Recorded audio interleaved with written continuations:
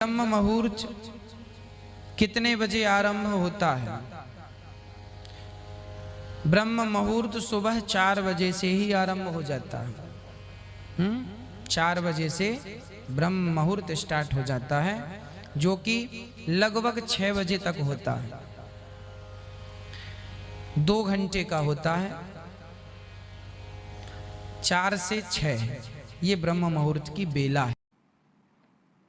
तो सबसे पहले तो ये समझो कि ब्रह्म मुहूर्त होता क्या है।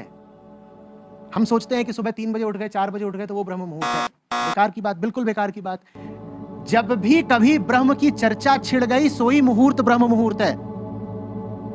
ब्रह्म मुहूर्त कोई 4 बजे नहीं होता है। और जिनके जीवन में ब्रह्म है ही नहीं, 24 घंटे में 1 मिनट को ब्रह्म नहीं है, वो अगर कहें कि हम 3:30 बजे उठते हैं और 4 बजे उठते हैं, ब्रह्म मुहूर्त है, तो पगले हुए कि नहीं हुए?